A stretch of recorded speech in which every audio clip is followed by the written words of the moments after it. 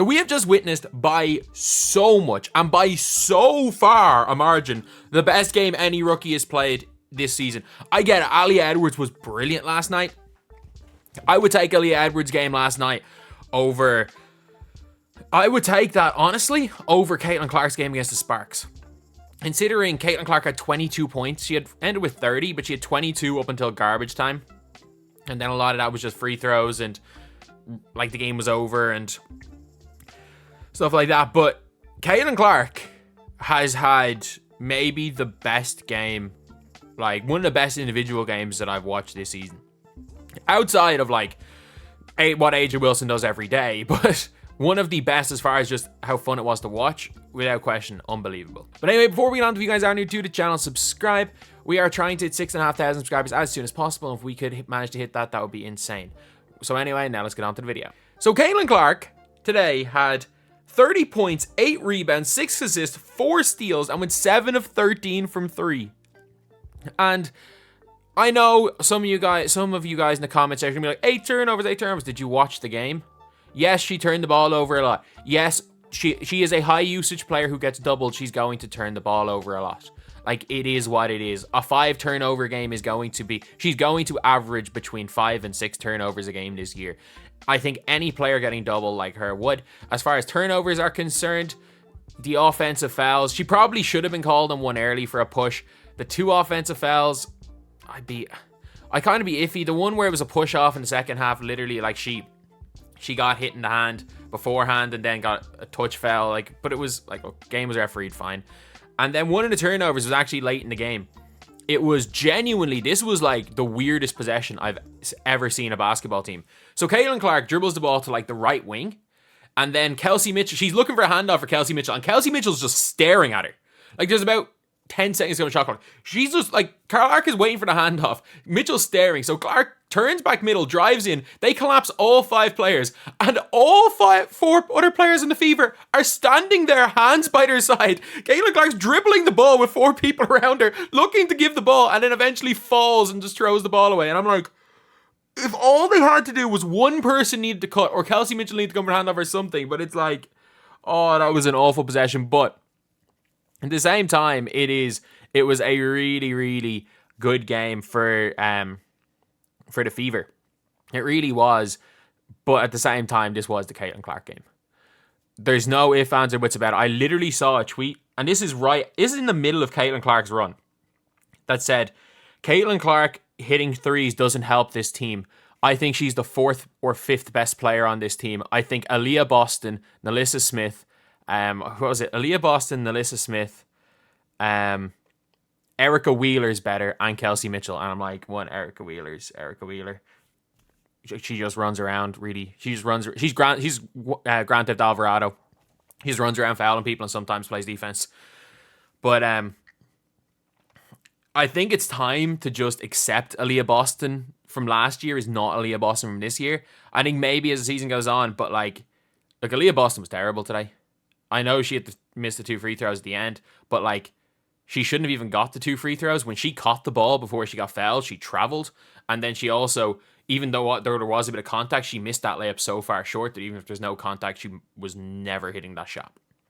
I don't know what's wrong with her. She traveled 3 times. Like, she caught the ball in and around the basket and traveled 3 times throughout the game, 2 of which were called. She travels a lot.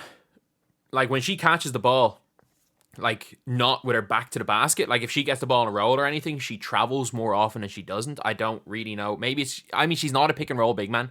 She's not a pick and roll post player. And she's also has almost like Angel Reese bad finishing, it seems at times. Like, she doesn't have any real post game unless, like, if she's got a mismatch, she's good at attacking the mismatches because she's just big, like, she's just bigger and stronger. But, like, I don't know. Like, at this stage, she's a decent enough defender, especially on bigs. Like, that's what you're getting from Aaliyah Boston. If you can get 6 to 10 points from Aaliyah Boston, 6 rebounds, because she doesn't box out or chase rebounds. Like, she led the league in offensive rebounds last year. She's just not getting them this year. I think it's just time to accept, yeah, Aaliyah Boston is not going to do much this season.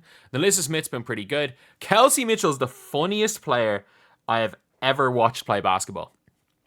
Like, she will be, when Kelsey Mitchell is open, she legitimately barely ever misses. When she's open or makes quick decisions, she never misses. But when she goes into that 2K My Player style, she will never score.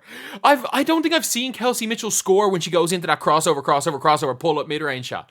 Like, there are times when she passed up an open three to jab step, put the ball through her legs, the defensive player just stands there, and she's still open for three and then bricks it. And I'm just like, she has the worst decision-making I've ever seen. Like, it's bad. It's really bad. Like, I know she's scoring 16 points, but like down the stretch, she was doing their best to lose that game. She was doing her best to lose that game. Obviously, the possession where she just stared at Caitlin Clark. The play was very clearly ran that Caitlin Clark would drive right. She wasn't going to the basket and was to give a handover, and she just stared at her.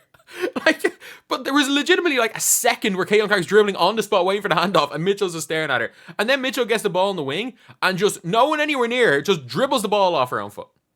And she couldn't even do it properly and dribble it out of bounds. No, it goes straight to the opposing team, and they end up getting a clear path foul from the possession. I'm just like, oh, Kelsey Mitchell. Kelsey Mitchell is like the most hot and cold player. It's not like some games she's hot and other games she's cold. She goes hot for a minute and a half and cold for 8 minutes, then super hot for a minute and a half. It's just a mad out player to watch. Katie Lou and Christy Wallace actually hit shots. A bit of a surprise there. But they went with a really, really small rotation. Like, we didn't see Lexi Hull. We didn't see Grace Berger. Like, they went with a 7-man rotation. This is a must-win game. So, fair enough. Fair enough going with that. They won. At the end of the day, that is the main thing. Like, as far as bench minutes are concerned, actually, to be fair, Hines Allen, I was about to say they went with a 9-man rotation. Hines Allen was balling for the Mystics. For the Mystics, Dare Samuelson hit some big shots. She did a decent enough job on Caitlin Clark. But Caitlin Clark, when she's hot, she's almost unguardable. Like, she's just shooting the ball in people's faces. Shooting the ball. It was almost like what was happening with Hailey Van Lith, where it's just, you just shrug your shoulders at some of the stuff. Van Loo was very good. She kept control of the ball. She controlled the game. She hit some huge shots. Ali Edwards didn't shoot out in the field or from the free throw line. But you can see she was aggressive on rebounds. And as far as the rebound battle goes, she did get the better of Aaliyah Boston. She's going to be a hell of a player. She is going to be a hell of a player. But now we're talking about Caitlin Clark. We're talking about the best player on the floor by so much. And also, sorry, who was the big that's a shooter? Like, Dolson. I'm telling you, if you replace Aaliyah Boston with Dolson, the Fever win 3 or 4 more games because she is the lights out. But when it comes to Caitlin Clark, that was by far her best game. So to start off the game, they go up big. Almost all of it from pushing the pace. The Fever are best when they push the pace. And in fairness, like, someone that's had been slowing it down, Erica Wheeler, was also really good in transition. It's also where Kelsey Mitchell's best. Kelsey Mitchell, Caitlin Clark, Erica Wheeler are all best in transition. That is where they play their best. And you can even see sometimes, every time they were getting steals, they were getting defensive rebounds and getting it to Caitlin Clark and letting her push the floor. Like, she had 5 assists in the first quarter.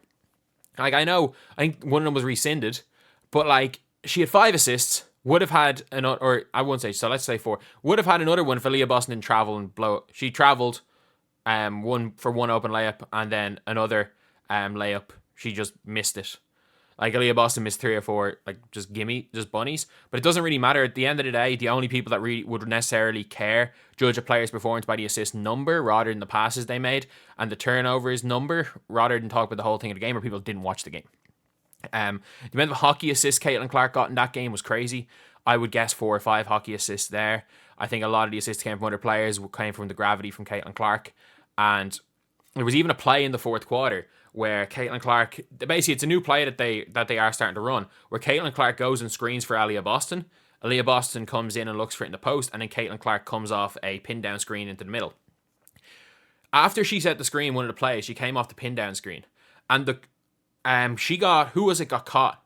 Basically got wrong footed. I think it was Samuelson that was guarding her, and Kelsey Mitchell's being guarded in the corner. Whoever it was, I think it was Van Loo who was guarding Kelsey Mitchell. The two of them ran to Caitlin Clark and left Kelsey Mitchell 10 feet of space wide open for a 3-point shot, which she hits. Like, that is the gravity, like, that there are 2 people running to her off the ball, and that's not including the screen, the person guarding the screener who's hedging. So it was just a wide open pass to Kelsey Mitchell. And if that pass wasn't wide open, Alyssa Smith diving to the basket's wide open. Like, the gravity's crazy. And then she goes and hits 5 threes in a row. And none of those were easy threes. I genuinely saw a thing being like, the Mystics are leaving her wide open. She's coming off screen shooting fadeaways from 25 feet. She's there like crossing up, hand in her face, contested three, and it's like, there's nothing. When Caitlin Clark gets that nuclear hot, there's nothing you can do. And it was even like, I think there was a foul called, or something was called. An off-the-ball foul, maybe. And after the whistle's blown, she just pulled up from 34, 35 feet. After hitting 2 or 3 threes in a row, bang, it's good. Like, she got nuclear hot today. And she got hot enough that she's just winning you the game. Like, Caitlin Clark won them that game. Even down the stretch, I know she missed the last free throw, but she'd been perfect at the line up to that point. Whereas Aaliyah Boston missed the 2 free throws. Look, Aaliyah Boston, I don't know if I think it's a confidence issue as much as anything. And I actually do think it is a confidence issue because the traveling when she catches the ball, like I've seen, you see it, especially not often at the pro game, but like you will see it a lot in amateur basketball. When players lose their confidence, they tend to just naturally start pitter-patter stepping every time they catch the ball, which Aaliyah Boston's doing. She missed those 2 free throws down the stretch, and they won the game, thankfully, but I think it's just time to stop expecting last season's Aaliyah Boston. If they got last season's Aaliyah Boston, this would be a whole different Fever team. But the Fever team being 3-9 right now is not the worst record in the world. It's really not. I think their next game is against the Sun, but like, they've got the 3 games against the Liberty out of the way with. Look, they're 3-9. For anyone being like they're better with Clark off the floor, I'm not gonna lie. This team would be 0-12 without Caitlin Clark. They genuinely would be 0-12. No ifs, ands, or buts about it. They'd be 0-12. But that has just cemented it that the idiots at ESPN that ranked her as the 6th best rookie, the people that aren't watching the games that are just quoting the turnover number, she is by so much the best rookie. Like, the gap between, of the rookies that are playing, I would say probably, I don't know much about some of the ones that came from overseas, but like, of the rookies that were in the draft, the gap between her and second best this season, which has probably been Angel Reese, I don't know, like, as good as Cameron Brink was to start the season, I don't know where Cameron Brink right now at second place comes, where the logic for that is bigger than the gap between like Reese and like even a Pilly, who'd be like 7th or 8th. Like, that is how big the gap difference is. It's not even close. And Caitlin Clark also 4 steals. 4 steals. Like, it's not like she was getting cooked on the defensive end either. She did get hit with a step back from Van Loo, but 4 steals as well. Everyone hyping up Angel Reese, 100 times better defender, by the way. But everyone hyping up Angel Reese's 5 steals, being like, she does it on defense. But it's like, Caitlin Clark literally got 4 today as well. And put up 30 on really good shooting splits and hit 5 threes in a row. And on a true shooting percentage, I'd say close to 70. What a performance. By far the best of her season. And by so much the best performance of any rookie this year.